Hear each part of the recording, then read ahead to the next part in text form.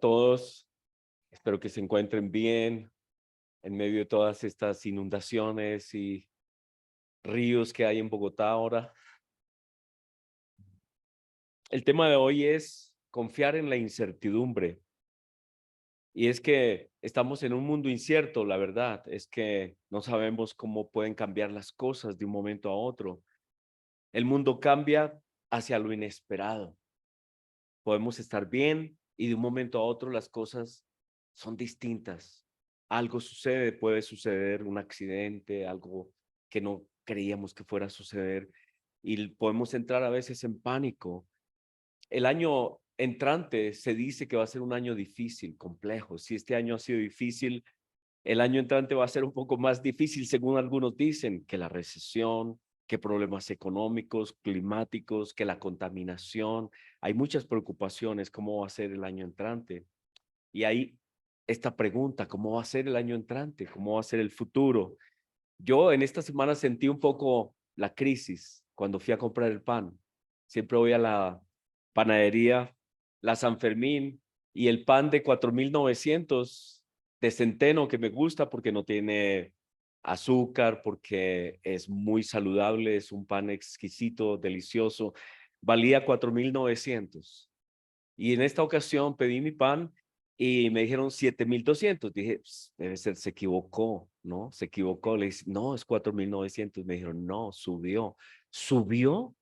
Pero ¿cómo es posible que suba de una vez 2.300 pesos? Me dijeron, sí, a eso quedó 2.300 pesos. Dije, algo está pasando en el mundo. Entré en crisis.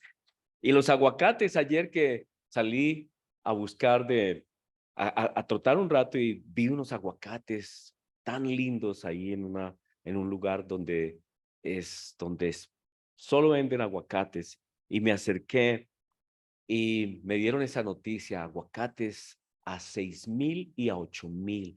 Y yo decía, pero ¿cómo es posible? Hace poquito, hace unos 6 meses estaban a 3.000 pesos, luego subieron a 5.000 y yo ya estaba escandalizado, ¿no? 5.000 pesos un aguacate. Y me dijeron, los de 5.000 ya no hay a 5.000, son de 6.000 para arriba. Así que la vida está llena de cambios inesperados y uno dice, wow, ¿hacia dónde vamos a ir? ¿Qué va a pasar? En la vida todos los días nos damos cuenta de cambios enormes de un momento a otro. La pandemia cambió las cosas para siempre, la forma de trabajar, de hacer las cosas, la manera de comunicarnos cambió. Usamos ahora Zoom, no hemos podido dejar de usarlo porque es la manera como nos comunicamos con personas que siempre nos quieren ver. Los celulares es algo increíble. Yo crecí sin celular. Todos supimos de lo que es la vida sin celular y ahora no podemos vivir sin celular. Y por el celular llega cantidad de información. La gente todos los días está recibiendo cantidad de información de internet, imágenes, noticias, como nunca estamos informados, ya sea bien o mal, porque hay mucha información que es correcta, hay otra información que es tendenciosa, malintencionada, nos quieren engañar, son mentiras. Nos dimos cuenta que hay una guerra de información en el mundo, que unos dicen una cosa, otros las contradicen, otros atacan, otros recontraatacan. Y se volvió muy popular el Twitter y el TikTok. TikTok ahora es algo increíble, ¿no? Son programitas muy corticos que llegan con información y uno a través de Twitter y a través de TikTok está oyendo las opiniones de muchos políticos que están de acuerdo o que están atacando el sistema. Y todos los días yo veo a la gente más sencilla, a veces veo los vendedores de dulces, se me viene a la mente una persona que tiene un puestico y está ahí sentadita, está vendiendo dulces, pero mientras que no está vendiendo, está con su celular y está oyendo cosas y todo el mundo está recibiendo cantidad de información. El mundo cambió, la tecnología nos cambió completamente y la guerra nos ha cambiado y todas estas cosas nos cambian y crean mucha incertidumbre. ¿Hacia dónde vamos? ¿Qué más puede cambiar? Bill Gates dijo en estos días que los celulares van a desaparecer.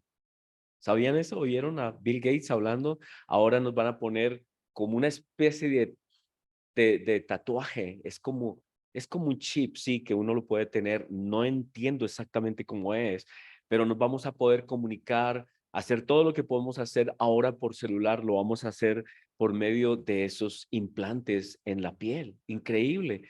Y yo digo, no, no puede ser, no creo que eso vaya a suceder. Eso mismo decíamos hace algunos años. Yo me acuerdo cuando trabajaba como estudiante allá por los años 80, 81. Yo me acuerdo muy bien que yo tenía una máquina de escribir modernísima. Uy, qué máquina tan moderna. Era eléctrica, ¿no? Y eso, fantástico. ¿Y quién se iba a imaginar que después todo eso iba a pasar, ya no iba a existir y que íbamos a usar solamente los computadores? Así que ante todos estos cambios, algunos están al día, otros nos vamos quedando. Hay personas que dicen, no, yo tecnología no puedo, ya no sé ni cómo manejarlo, no puedo manejar mi celular, no sé cómo se maneja eso. Algunas personas no se pueden comunicar, a veces tienen problemas para estar al día con la tecnología. Hay personas que se van quedando, hay otros que están haciendo los cambios, pero todo esto produce angustia, incertidumbre. Yo veo los niños creciendo con computadores y con celulares y para ellos es tan natural y a veces para uno es tan difícil la nueva tecnología. Todos los días hay nuevas maneras de comunicarnos, todos los días hay nuevas maneras de hacer las cosas. Así que hay personas que ante los cambios se quedan como quietos, perplejos, angustiados, ven que el mundo va muy rápido, que las cosas están cambiando demasiado rápido. A veces ante los sucesos de la vida, las personas entran en crisis, no pueden sobrellevar tanta presión. Esta pandemia ha hecho que personas pierdan como el control de las cosas, se desaniman, tanta presión, tanta angustia, tantas malas noticias. Vilma siempre estará en mi mente con lo que ella dijo. Dijo, yo no quiero estar oyendo noticias, pero siempre hay gente que me las trae. Es cómo reaccionamos ante un mundo que cambia, ante todos los días nuevas cosas, nuevas noticias. Ahora, Elon Musk ha puesto un sistema de transmisión de datos que ya no necesita alambre, ya no necesita cables. Sabemos que Internet, todo esto es a través de cables, pero le ha puesto una cantidad de satélites y con esos satélites pueden tener Internet cualquier parte del mundo. El asunto es que ante la presión de los cambios, de lo inesperado, de circunstancias que no planeábamos que fueran a llegar, la gente reacciona de distintas maneras. Hay algunas personas que están muy contentos con los cambios, a algunos les fue muy bien con la pandemia, nuevos negocios, nuevas maneras de hacer las cosas, nuevas ventas. Hubo gente que en la pandemia le fue muy bien, supieron ajustarse, vendieron los productos que eran necesarios, las droguerías, todas las medicinas, fue un negocio fantástico. Yo sé de personas que les ha ido muy bien vendiendo medicinas, tanto que yo les decía, no, enséñame el negocio, yo me quiero meter en ese negocio también, porque en medio de la crisis y que todo el mundo estaba afectado con la crisis, otras personas estaban beneficiándose de la crisis. Y es lo que tenemos que aprender también nosotros, cómo reaccionar ante las crisis, ante las transformaciones, ante los cambios.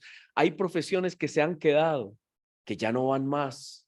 Yo me acuerdo de un amigo que era fotógrafo y él tenía toda su vida, su profesión era pues su negocio, eran las fotografías y todo más. No que haya pasado completamente de moda, sino que los celulares, primero las cámaras digitales que hacían todo, luego los celulares, ha cambiado la manera de tomar fotos, la manera de guardar fotos, los álbumes viejos que teníamos, eso ya como que no existe. Ahora tenemos es memorias que las podemos poner en el computador y podemos ver las fotos en el televisor. La vida ha ido cambiando y ese muchacho, él no pudo ajustarse, él no pudo hacer el cambio hacia las nuevas tecnologías y él tuvo que cerrar su negocio. No porque el negocio fuera malo, sino porque él no se pudo adaptar, no pudo cambiar su negocio. A veces pasa con nosotros, no podemos adaptarnos, no podemos cambiarnos. Y a veces bajo la presión de los cambios, las personas toman hasta malas decisiones, toman malas decisiones, la presión, la angustia lleva a personas a tomar malas decisiones. Yo sé que muchos consejeros les dicen a las personas que, por ejemplo, han perdido un ser querido, que bajo esas circunstancias no tomen decisiones pronto. Hay personas que ante la muerte de un ser no quieren, por ejemplo, llegar al mismo lugar donde convivieron tanto tiempo con esa persona. No quieren ver el mismo lugar, les da angustia y quieren vender, por ejemplo, el apartamento, la casa donde vivían, porque les trae muchos malos recuerdos y dicen, no me importa lo que me den, yo me quiero ir de este lugar, y toman malas decisiones. A veces hacen cosas que no son buenas, y por eso ante una circunstancia trágica o ante algún suceso, un divorcio, alguna de esas cosas que pasan en la vida, lo mejor es estar calmados y tranquilos y darse un tiempo. Yo me acuerdo una vez con Paulinita que fuimos a ver un apartamento de un señor que lo estaba vendiendo, pero nos dimos cuenta que ese señor estaba en una pelea enorme con su esposa y que él quería vender el apartamento y ella no lo quería vender, y habían peleas y todo demás, pero las crisis de las personas a veces los llevan a tomar decisiones drásticas, radicales, que no son buenas para ellos. Las escrituras nos dicen en ese tema que tanto hemos oído, que la salida de Israel de Egipto fue un hecho increíble, fue algo maravilloso, fue algo que los israelitas por un momento estaban tan contentos de que iban a salir libres. Dice la escritura que salieron con poder, salieron contentos. De hecho, muchos de los egipcios se unieron a ellos en la salida de Israel, pero de un momento a otro estaban tan contentos, pero de un momento a otro, mientras que marchaban y caminaban, se dieron cuenta que los egipcios y todo ese ejército de los egipcios venía detrás de ellos, y al frente tenían el mar. De un momento a otro estaban atrapados. Al frente tenían el mar, no había para dónde más coger, y atrás venía todo ese ejército a caballo con sus armas bien armados. Y los pobres israelitas no tenían armas de ninguna clase, escasamente tenían lo necesario para caminar, para ir, para moverse, y simple y sencillamente pasaron de un momento de júbilo, de alegría, de que todo estaba bien, de la victoria de haber salido, pasaron a un momento en que se sintieron en crisis, atrapados y sin salida. Ese fue el título de una película que hace muchos años vi, Atrapado sin salida. No tenían como para dónde escoger, y de un momento a otro se sintieron que todo se iba a ir al piso. Venía solamente la muerte. Dieron por sentado de que no había ninguna solución a su situación.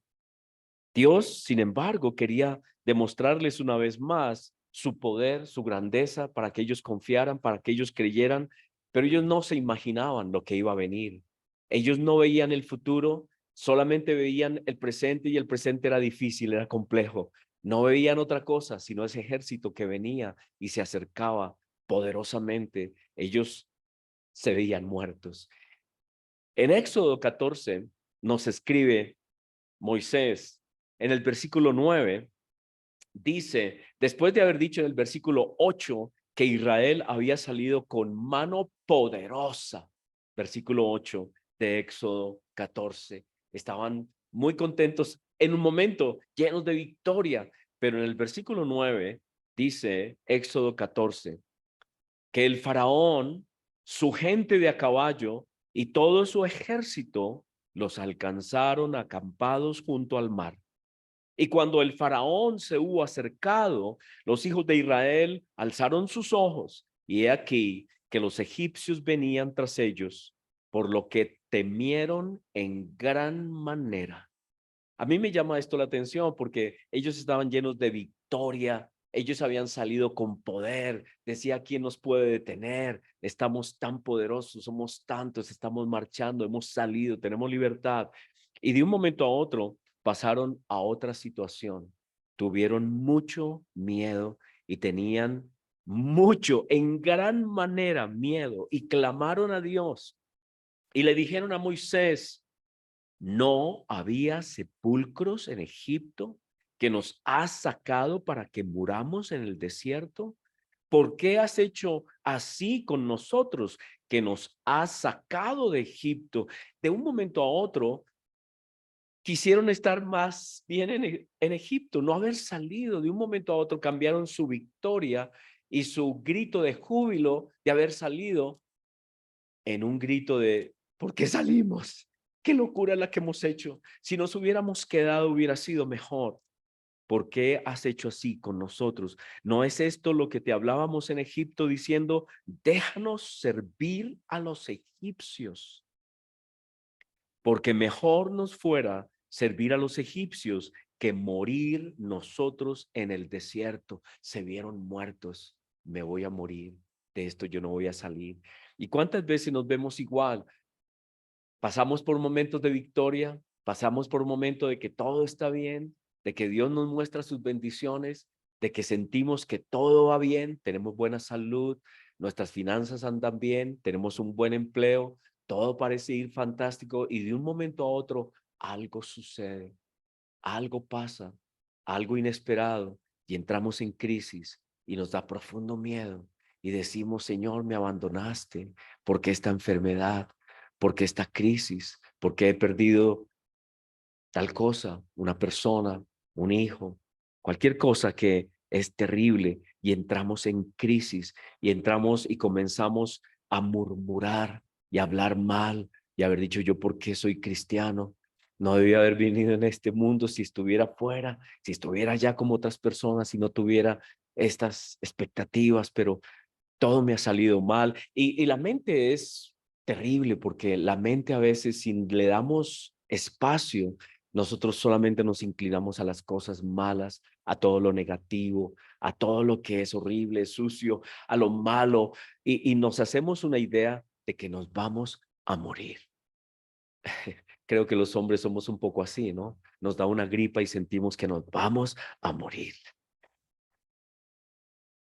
Y luego dice así en el versículo 13, y Moisés le dijo al pueblo, no temáis, estad firmes y ved la salvación que el Señor hará hoy con vosotros, porque los egipcios que hoy habéis visto, nunca más para siempre los veréis.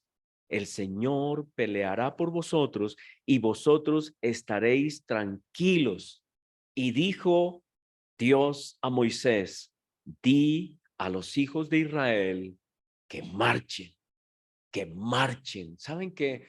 Había sucedido que ellos también se habían quedado petrificados, habían quedado como inmóviles, como quietos, como, ¿y ahora qué hacemos? No queremos ir adelante, no nos queremos devolver. Moisés, usted verá qué hace con nosotros. No queremos ir adelante, no nos queremos devolver. Usted verá qué hace con nosotros. Terrible, estaban inmóviles, inmovilizados por el miedo, por la angustia, se veían muertos.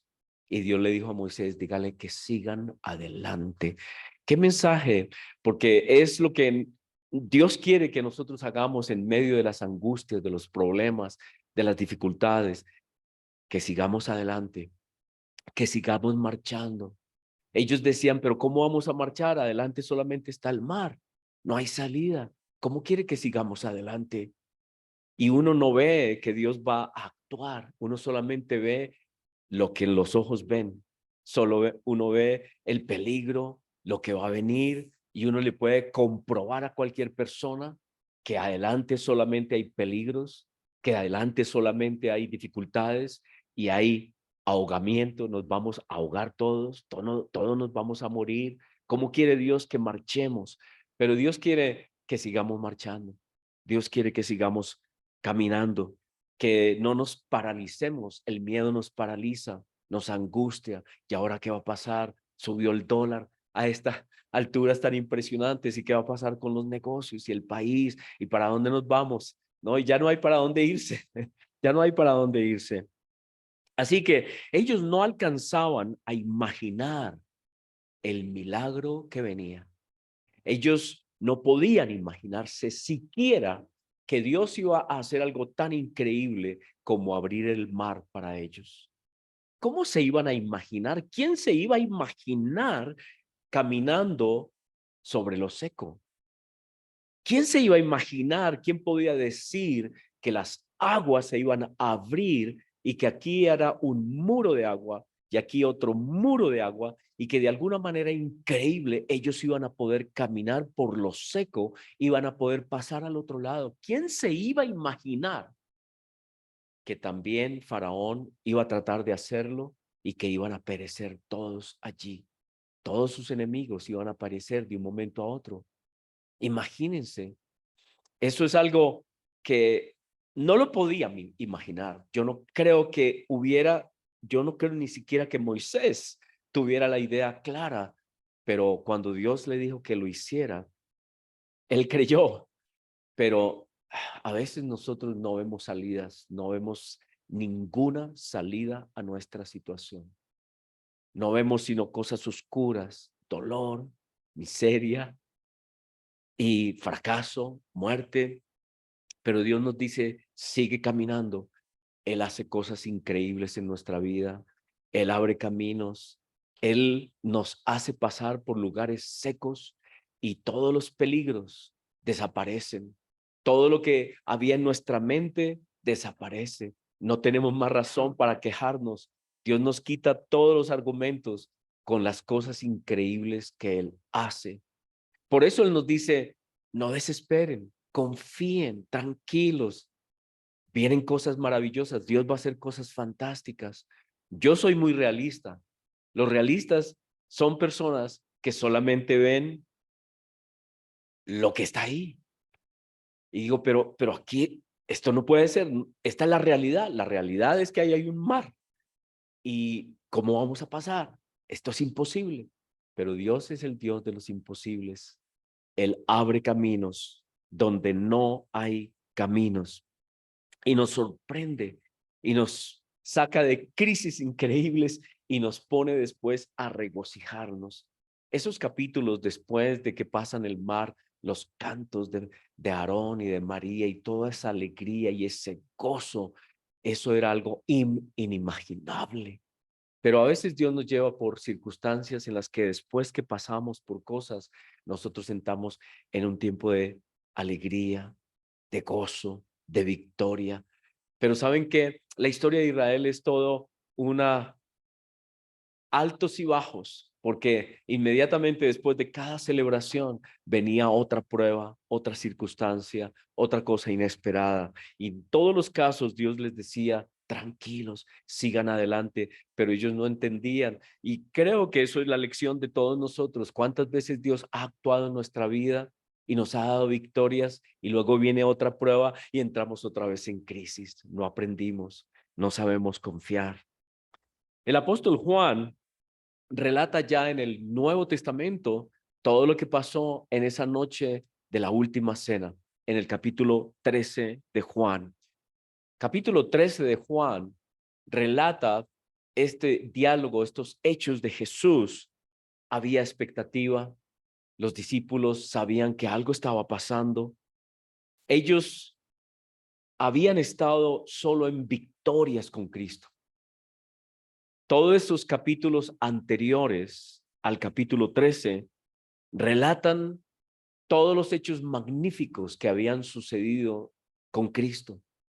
Solo algunos días, toda esta gente, cuando Cristo estaba entrando a Jerusalén, había dicho, Hosana, bendito el que viene en el nombre del Señor, el Rey de Israel. Todo el mundo proclamaba a Jesucristo. Todo el mundo, todas esas multitudes lo habían aclamado y ellos estaban allí sacando pecho, los discípulos, sí, Él es nuestro Señor, Él es mi Rey y yo vengo con Él y todo el mundo estaba muy contento. Todos esos capítulos antes del capítulo 13 hablan de los milagros de Jesucristo. Había resucitado a Lázaro, le había dado vista a un ciego de nacimiento, había sido aclamado por la autoridad con la que hablaba, había caminado sobre el mar, había alimentado a los 5,000, había levantado a un paralítico en Betesda, había transformado a la mujer samaritana, había convertido el agua en vino. Si uno va hoja por hoja hacia atrás y ve los títulos, son solo milagros, cosas increíbles de lo que Dios hizo. La resurrección de Lázaro fue algo impresionante. Y entonces los discípulos estaban, digámoslo así, como llenos de victoria. y se sentían muy contentos y muy felices de estar al lado de un hombre tan prestigioso, tan poderoso, tan lleno de sabiduría y de autoridad, con esas señales tan increíbles, pero ahora estaban en la cena. El Señor Jesucristo les había dicho cosas que los tenía como diciendo, no entiendo. Y les había dicho en otros lugares, en otras escrituras, queda claro que el Señor Jesucristo les había dicho que iba a morir. Pero ellos no entendían eso, ellos solamente veían los milagros de Cristo, el poder, la admiración de la gente, todo el mundo clamando, Hosana en las alturas, bendito en el que viene en el nombre del Señor. Y todos ellos estaban tan inspirados, se sentían súper bien, todas las cosas que Dios, Cristo había hecho, se sentían felices de andar con el Señor Jesucristo, todo estaba bien. Pero ahora, sentados ahí en la mesa, entra la incertidumbre. ¿Por qué? Porque el Señor Jesucristo habla de un traidor, comienza a hablar de un traidor, de que iba a morir, de que iban a pasar cosas, de que lo iban a abandonar. Y recuerda, Pedro, las cosas que Cristo le había dicho, de que Satanás los había pedido a todos para ser zarandeados.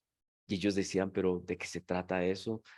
Yo mejor hago énfasis en las buenas cosas, decían tal vez, pero Cristo habla de la traición, habla de que lo iban a abandonar, de que iban a ser dispersados, que lo iban a negar, y ellos decían, ¿de qué se trata?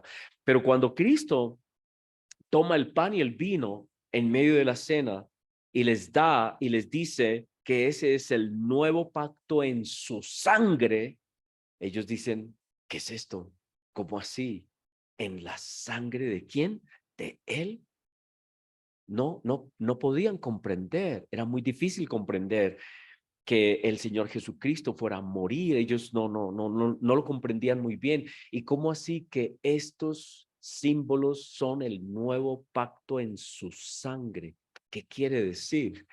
Y entonces ellos tenían muchas preguntas. Había incertidumbre. ¿Qué es lo que Él nos está diciendo? De un momento a otro, el Señor Jesucristo se levantó de la cena mientras que ellos estaban comiendo, se levantó, se puso una toalla y comenzó a lavar los pies de los discípulos. Y ellos dijeron, pero Señor, a ver, no entendemos, ¿qué es lo que tú estás haciendo? No entendían cómo es que Cristo Jesús se levanta y comienza a lavar los pies de cada uno. Y cuando llega donde Pedro, Pedro le dice, Señor, ¿cómo se te ocurre que tú vayas a lavar mis pies?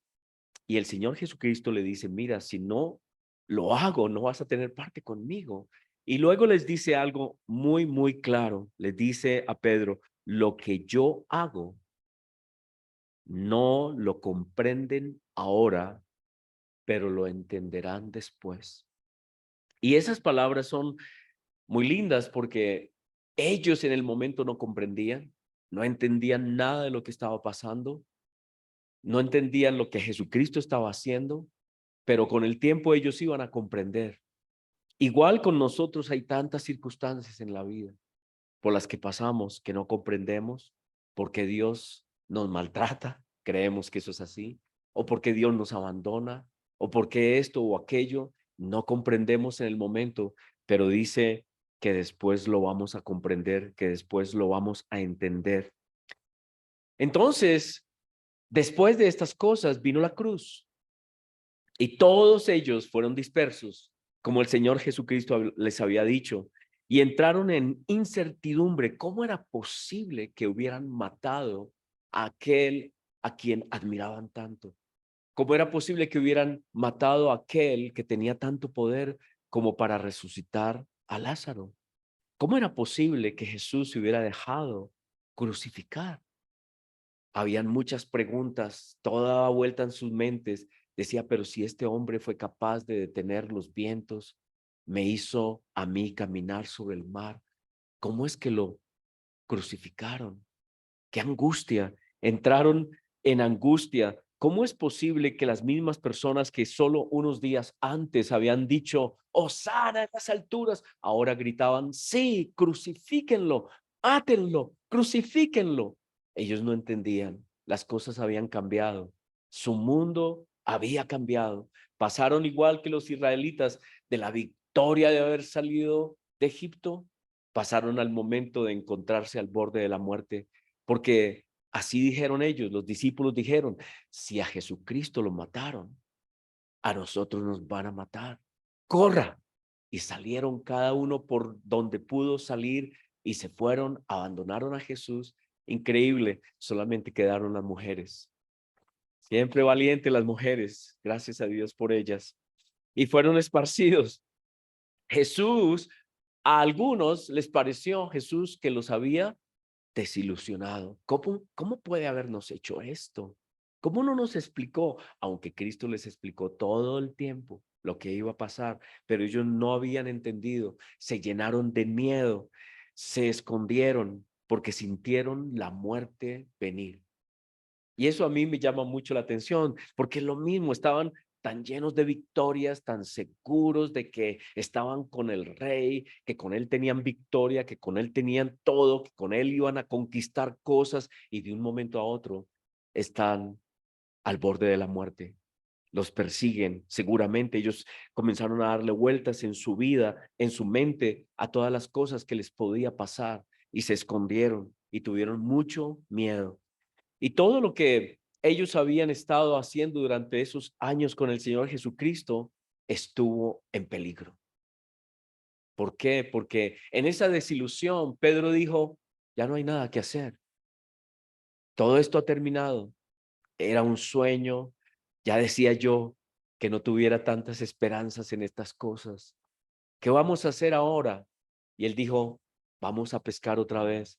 Él quería volver a lo que era antes, lo que él había sido, a su profesión, a su vida anterior a Cristo. No entendía nada de lo que había pasado, no entendía el valor de las cosas. En esa crisis puso en riesgo todo lo que se había edificado y dijo a los discípulos, vamos a pescar. Y los demás le dijeron, sí, vamos contigo. Y se fueron a pescar. ¿Se acuerdan? Que ellos se fueron. Así que quisieron volver a su profesión y dijeron, todo se acabó. No es cierto, todo esto se acabó, se terminó. Pero hoy sabemos que la cruz fue la victoria sobre el pecado y sobre la muerte, que allí fue perdonada toda la humanidad, reconciliada con Dios. Los que habían vivido hasta entonces reconciliados con Dios, todos los que tuvieron esa esperanza, todos los que murieron esperando el Mesías, ahora su esperanza se hacía realidad. Y todos los que hemos vivido después de ese sacrificio, en su sacrificio, tenemos esperanza. Ellos veían derrota, ellos vieron muerte. En medio de todo, en realidad era la victoria de Dios, la victoria de Cristo sobre la muerte, sobre el pecado. Pero ellos tenían una visión muy distinta de las cosas. La visión de ellos es, nos van a matar. Qué desilusión.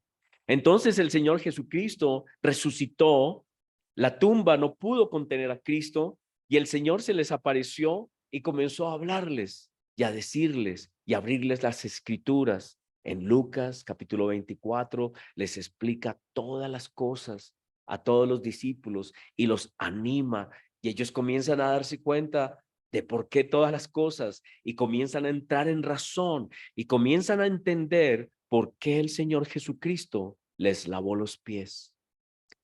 El lavado de los pies habla mucho del servicio de Cristo, de cómo Cristo vino a servir hasta la muerte a la humanidad. Él es siervo, Él es un rey siervo. Pero con el lavado de los pies también nos dice que el Señor Jesucristo los limpió para hacer la obra. Les envió desde ese momento, ya Cristo tenía en su mente estos versículos que después se encuentran en las escrituras, como en Romanos 10:15, que dice, cuán hermosos son los pies de los que anuncian la paz, de los que anuncian buenas nuevas. Lo que Cristo estaba haciendo era prepararlos para que ellos fueran y anunciaran todo lo que había pasado esa noche. Todo lo que Cristo hizo en esa noche, el nuevo pacto en su sangre. Ahora entendieron, ahora entendemos la salvación. es en la sangre de Cristo, es lo que Él hizo por nosotros. Y Él lavó nuestros pies porque Él vino a servirnos, pero también a prepararnos para ir y anunciar lo que Él hizo. En Efesios 6, cuando el Señor, cuando Pablo enseña acerca de la armadura de Dios, también habla de los pies. Dice en Efesios 6, versículo 15, prepárense poniéndose el calzado de anunciar las buenas noticias de la paz. Los pies indican el ir, el movimiento de ir y anunciar cosas. Ellos finalmente entendieron que el lavado de los pies tenía mucho significado. El Señor me lavó mis pies para que yo vaya, para que yo lo anuncie, para que yo cuente lo que Él hizo por mí y por toda la humanidad, para que yo vaya a todo lugar, sin miedo, porque Él me lavó los pies. Jesús los preparó para que ellos fueran a anunciar las buenas noticias de paz. Ahora lo comprendían. Ahora Pedro dijo, ahora entiendo por qué me quiso lavar los pies. Ahora entiendo, no solamente me lavó, sino que me preparó durante todos esos años, me capacitó, me enseñó para que yo vaya y lo anuncie a Él.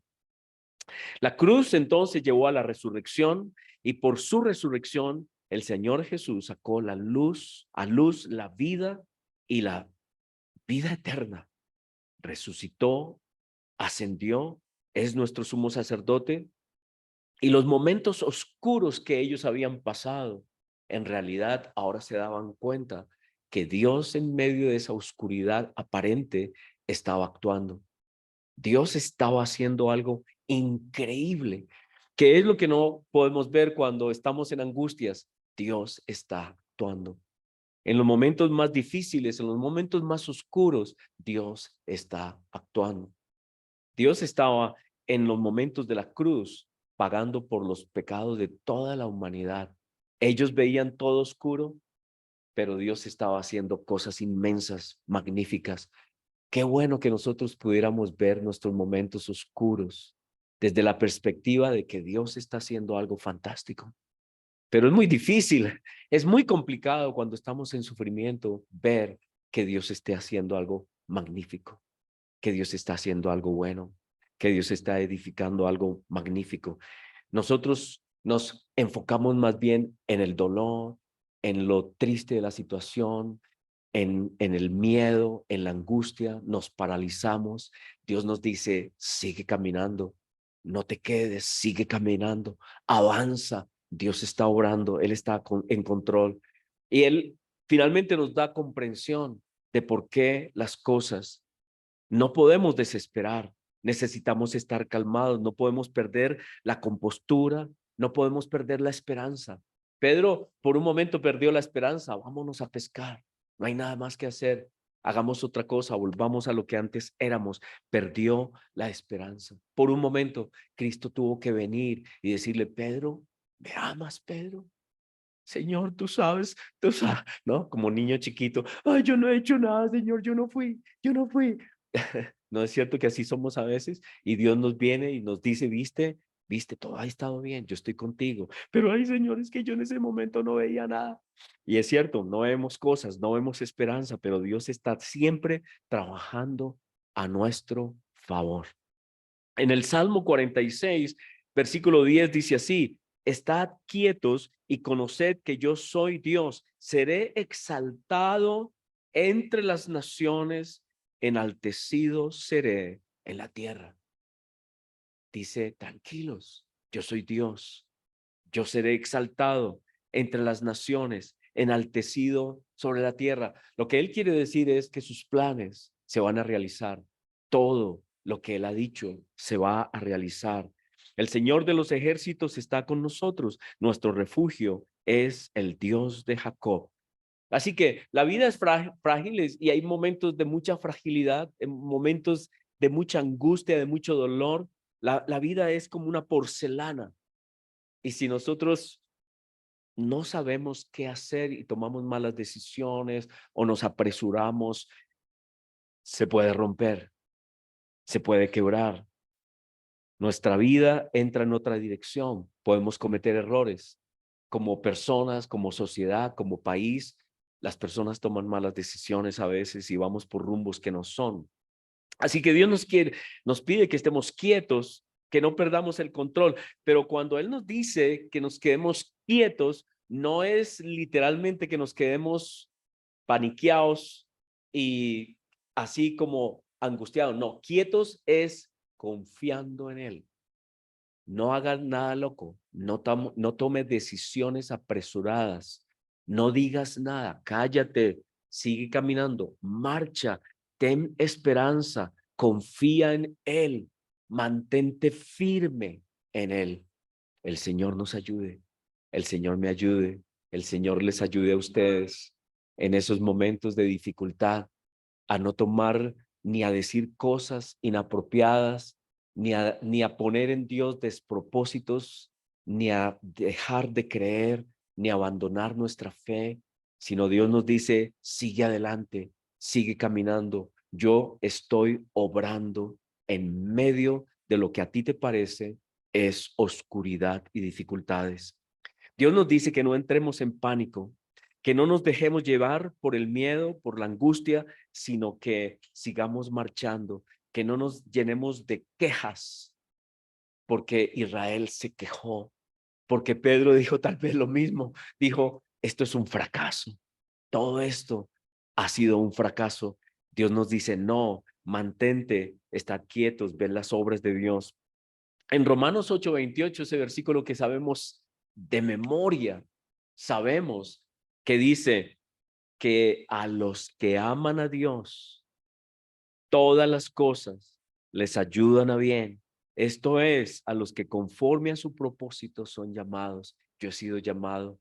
Ayúdame, Señor, a creer que todo esto que no entiendo ahora, no comprendo. Me siento como que tú me has abandonado. Siento que como que tú me has dejado. Siento que como que tú me castigas. Pero debemos ir a esta palabra y decir, Señor, yo sé que todas las cosas me ayudan para bien. No sé cómo, no lo entiendo. Yo me gustó ese ejemplo que ponía un pastor, que él decía que muchas cosas en nuestra vida es como, o nuestra vida es como un rompecabezas. ¿Alguien ha armado rompecabezas? Yo sé que a mi hijo Andrés Felipe le gustaban los rompecabezas y tiene uno grandísimo que él hizo, ahí lo tenemos. Yo le eché, ¿cómo se llama? Como colbón por encima para que ya no se deshaga y quedó bien, quedó fijo. Pero con tantas fichas, cuando uno trae ese rompecabezas, uno no sabe qué va en dónde. Es una locura. Uno no le ve pies ni cabeza a ese asunto. Y hay fichas que uno dice, no, esta ficha como que se les vino de más, porque esto no tiene ni el color ni nada, esto no pertenece a ninguna parte. Pero a medida que uno va trabajando en el rompecabezas, esa ficha entra en el lugar que es y vemos toda la imagen al final. Así es la vida. A veces hay cosas que no entendemos, no comprendemos por qué Dios permitió esto, por qué Dios permitió aquello, por qué Él permitió tal otra cosa, por qué Él permitió tal angustia, dificultad en mi vida. No entiendo, yo no comprendo, pero Dios es el Dios que ve todas las cosas y al final nosotros veremos todas las cosas. Así que no nos paralice el miedo, ni el temor, ni las angustias, sino que necesitamos marchar. Yo les quiero compartir una circunstancia de mucha angustia en mi vida. En el año 1994, cuando la iglesia nuestra se dividió, éramos una muy buena congregación, unas 200 personas, tal vez 250. Aquí solamente en Bogotá teníamos congregaciones en Medellín, en Cali, en Barranquilla, en Cúcuta, en algunos lugares en Ocaña, en Pasto, en Popayán. Teníamos muchas congregaciones, éramos una iglesia relativamente grande y por causa de nuestra doctrina, ustedes saben que nosotros éramos sabatarios. En el año 1994, nuestra denominación entendió que no era necesario guardar todas las fiestas, tan estrictamente porque nosotros decíamos que el que no guardaba el sábado no tenía salvación, el que no guardara las fiestas no tenía salvación. Nosotros que creíamos firmemente en una cantidad de cosas, de las carnes limpias, las carnes impuras, nosotros no comíamos carnes impuras, éramos muy celosos, pero en el año 94 vino esa transición, mucha gente se fue de nuestra iglesia, muchas personas abandonaron la iglesia porque no entendieron los cambios, no entendieron que el nuevo pacto está exclusivamente en la sangre de Cristo, lo que Él hizo por nosotros. Y por la gracia de Dios nosotros comprendimos, yo entendí el nuevo pacto y me quedé en la iglesia. La iglesia como denominación siguió adelante, pero perdimos miles de miembros en todo el mundo. En Latinoamérica perdimos más de 20 pastores, congregaciones, propiedades. Los pastores se llevaron muchas propiedades que eran de la iglesia, pero ellos constituyeron nuevos organismos de iglesia y se llevaron las propiedades en Centroamérica, en México. Aquí afortunadamente no teníamos nada, entonces no hubo nada que pelear. Solamente había un carro viejo que nos lo dejaron y eso fue algo increíble, fue una machera, fue una bendición, porque cuando yo vi ese carro, dije, ese carro va a ser la cuota inicial de una lugarcito y la gente se nos reía. Pero el asunto es que en esos años yo tenía más o menos unos 45, unos 40 años. En el año 94 yo tenía unos 40 años. Yo había estado desde 1972 hasta 1994, 22 años en la iglesia siendo fiel. Con mi esposa fuimos muy estrictos. Nosotros no nos dábamos ni una ápice, ni una raya de quebrantar la ley. El sábado no se podía trabajar, yo no trabajaba ni hacía nada, ni veía televisión, solamente estudiábamos las escrituras, íbamos a los servicios, el sábado era un día de reposo, era un día de descanso, éramos muy estrictos, guardábamos las fiestas, guardábamos los ayunos, incluso nuestros hijos los poníamos a ayunar fuertemente el día de expiación, pobrecitos, los hacíamos ayunar 24 horas sin comer absolutamente nada, nada es nada. Entonces era muy duro, era muy fuerte y éramos muy estrictos, pero en el 94 otra vez se fueron muchas personas y pues el pastor se llevó la gente, especialmente a los que diezmaban, se los llevó y la cuenta quedó en cero, nos dejaron solamente deudas. La congregación en Medellín, por ejemplo, se reunía a nombre de la iglesia, pero era una congregación que pertenecía a los que se fueron. Así que mes a mes las cuentas nos llegaban, ellos no pagaban, nosotros teníamos que pagar porque ellos no pagaban, pero seguían reuniéndose a nombre de la iglesia. Yo tuve que viajar a Medellín, confrontar a esas personas. Ese día, sin más que me pegan, hubo personas que se me vinieron, amigos, que habían sido amigos durante 20 años o más o menos, y se me vinieron y en la cara me hacían así, en la cara, y me increpaban, y yo en el nombre del Señor Jesús, solo, porque había ido solo, no había ido con nadie, yo solo, dije, yo voy a afronto las cosas, y yo estaba, me acuerdo muy bien sentado, y todo el mundo se me vino, y me querían pegar, especialmente una persona que fue la que organizó todo, y yo decía, Señor, yo tenía que venir, yo tenía que venir. Y tenía que venir porque era la única manera de hablar personalmente con los señores del hotel y mostrarles que yo era ahora la persona encargada de la iglesia y que estaba cerrando, que ya no teníamos responsabilidades económicas para pagar a estas personas que se reunían en nuestro nombre. Ellos decían que tenían la verdad, pero nos estaban robando. Increíble. No se daban cuenta. Eran ladrones y no se daban cuenta. Pero ellos decían que ellos tenían la verdad, que los mentirosos éramos los que nos habíamos quedado en la gracia. Hubo muchos ataques, se reunieron gente de muchos lugares que vinieron a Medellín ese día. Tuve que afrontar esas cosas y tuve también que afrontar con Paulinita, afrontamos el hecho de que las personas que se quedaron con nosotros en el 94, que fueron fieles, no todos entendían los cambios. Ellos creían que íbamos a seguir guardando lo mismo, que solamente había sido un malentendido, pero cuando comenzamos a decirles que ya no guardábamos el sábado, que el sábado no era santo, se fueron, poco a poco se fueron yendo, se fueron yendo. Nosotros durante buenos años pasamos tiempo, por lo menos 2 años pasamos con un compromiso que íbamos a tener 2 reuniones, la del sábado que ellos consideraban que era día santo y que comenzamos a guardar, o más bien no a guardar, sino a tener reuniones los domingos porque queríamos hacer la transición hacia el domingo. Así que mi familia se sacrificó, me acuerdo Andrés Felipe, Juan Carlos, Paulinita, yo, los sábados y los domingos.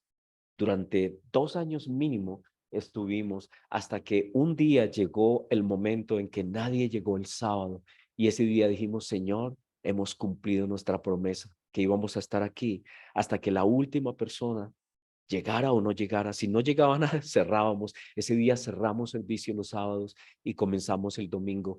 Pero fue angustioso, fue desgastante porque esas personas que se habían quedado y que no habían creído en los cambios, era solo ataques y ataques. Y cuando íbamos a poner algo distinto en música, por ejemplo, nosotros éramos solamente de himnos. Cantábamos solo himnos, pero cuando dijimos ya no más himnos, cantemos canciones cristianas, celebrando a Cristo, ellos dijeron, no, ¿cómo van a hacer eso? Y siempre nos estaban atacando y hermanos, hermanos ahí atacando todo el tiempo.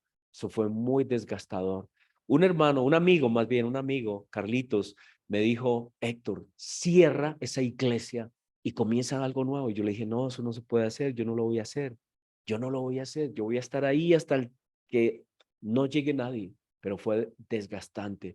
Después de esos 5 años, más o menos para el año 2000, solamente habíamos quedado 12 personas, 12, 12 personitas. Con esos comenzamos a trabajar el domingo. Pero igual, yo entré en crisis, estaba cansado, estaba agotado. Y yo pensé que la iglesia se iba a acabar. Yo le dije a Paulita, mami, la iglesia se acabó, ya perdimos tantos amigos, gente que yo confié que eran mis amigos no eran mis amigos, eran enemigos. Quisieron separarnos a los dos, nos quisieron dividir, metieron cizaña entre los dos para dividirnos. Y fue una época muy difícil y muy compleja. Y yo sentí que todo se había derrumbado, que todo se había acabado. 22 años de estar en la iglesia, varios desde 1988 que había sido nombrado pastor, trabajando. Mi vida era la iglesia, todos esos años yo dije, todo se ha derrumbado, todo se acabó. Y entonces yo me acuerdo que dije, bueno, yo soy administrador de empresas, sé algo de inglés, voy a buscar trabajo, comencé a buscar. En ese tiempo pues no había nada en internet, todo era impreso en el periódico El Tiempo y yo abría clasificados a ver, ¿no? Empleos y todo demás. Y un día Paulita me dijo, no, papi, acuérdate que tu llamado es el pastorado. Acuérdate, tu llamado es la iglesia, mantente. Y esas palabras de Paulinita me hicieron mantenerme a pesar de las angustias, porque tuvimos que sacar a nuestros hijos de un buen colegio. Ellos estaban en el Encuentro. ¿Lo conocen, el colegio del Encuentro? Allá en la iglesia en el norte. Y nosotros estábamos en arriendo. Las finanzas se fueron al piso porque yo ya no creía en maldecir a la gente para que dieran los diezmos, porque esa era la manera como habíamos entendido que los diezmos se dan bajo la ley, ¿no? Malaquías, maldito el que no dé sus diezmos.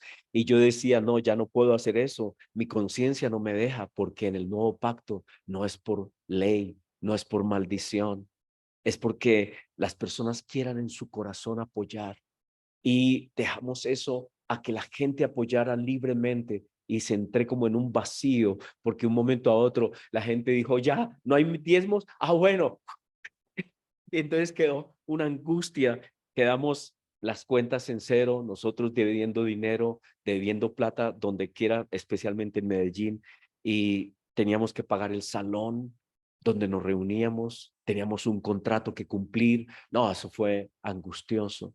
Pero como les digo, nuestro padre fue tan lindo y nosotros, me acuerdo muy bien que ese carro que les cuento, ah, cuando me lo entregaron, que fue lo único que me entregaron, el pastor fue al menos muy querido, no se llevó la personería jurídica, no se llevó, porque haberse llevado la personería jurídica hubiera sido gravísimo, pero no se la llevó, fue honesto al menos en esa parte, pero me entregó la cuenta en cero. una iglesia que era muy próspera, éramos muy prósperos económicamente por los diezmos, todo más, pero me la entregaron en cero y con deudas. Sin embargo, cuando me entregaron ese carro, yo me acuerdo cuando él entró en nuestro apartamento, allá en el edificio donde vivo, y nos dejó el carro. Después nos mandaron a decir que, no ellos, no mi pastor, no, otra persona, dijo que ojalá tuviéramos un accidente en ese carro. Y entonces yo dije, no, este carro yo no lo voy a manejar.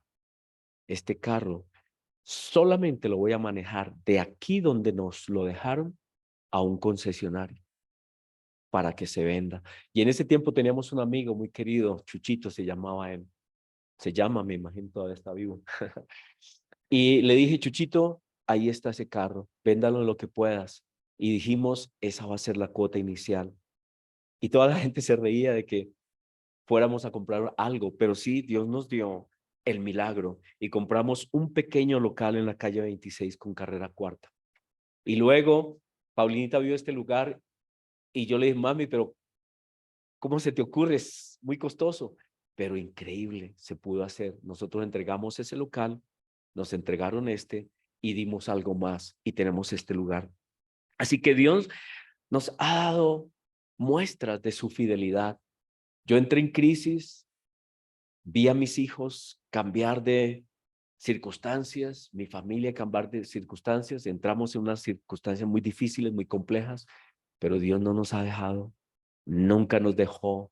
Ahora veo hacia atrás y ¿saben qué? Yo miro y digo, nunca me ha bendecido tanto Dios como desde entonces para acá. Dios ha estado, Dios ha bendecido, hemos tenido la congregación sigue adelante y en este año queremos celebrar todas las cosas. Dios ha hecho cosas increíbles. En noticias que se oyen en medio de la pandemia, muchas iglesias cerraron, congregaciones cerraron, pastores amigos, tristemente, no me gusta la idea, pero tuvieron que cerrar sus iglesias por la pandemia, no pudieron pagar arriendos, los compromisos que tenían. Yo me reúno con algunos pastores y oigo de pastores enfermos, algunos murieron. Me acuerdo, un profeta que se reunía con nosotros, un hombre muy querido el hombre, murió en la pandemia. Y yo digo, Señor, cuando veo tu iglesia acá, la congregación, lo que has hecho con nosotros, es solamente obra tuya, es misericordia. Yo sé que Dios también bendice a todas esas otras personas de alguna manera que ahora no entiendo, pero para ellos también hay bendición. Aunque haya pasado cosas que pasaron, Dios es un Dios de bendición. Así que no sé cuál sea su situación, no sé si usted tenga algún relato como el mío. ¿Tienen algún relato? Seguramente, circunstancias, dificultades, pruebas, y tal vez ahorita mismo estén pasando por alguna angustia, alguna preocupación, alguna situación de salud. ¿Saben qué? Dios dice, tranquilos, manténganse, sean firmes, confíen en estos tiempos de dificultad, porque yo estoy actuando, yo estoy haciendo cosas fantásticas, necesitamos creer. Él está haciendo cosas fantásticas. Dios nos pide que estemos firmes, Él está trabajando a nuestro favor. Todas las cosas son para bien, para aquellos a los que aman a Dios. Toda esta incertidumbre, todo esto que viene, tantas noticias, tantas cosas, en realidad Dios nos va a proteger, Dios nos va a edificar, Dios nos va a bendecir. El nombre de Dios será glorificado, el nombre de Cristo será predicado. Él, Él está siendo predicado en todas partes. Él nos ha lavado nuestros pies para que nosotros vayamos y le enseñemos a otras personas y hablemos bien de ese Dios que nos ha bendecido y nos ha dado vida eterna. Si así lo hacemos, el Señor, Él es fiel y cumplirá todas sus promesas con nosotros. En el nombre del Señor Jesús damos gracias a Él, al Padre, al Espíritu Santo. Amén, amén, amén.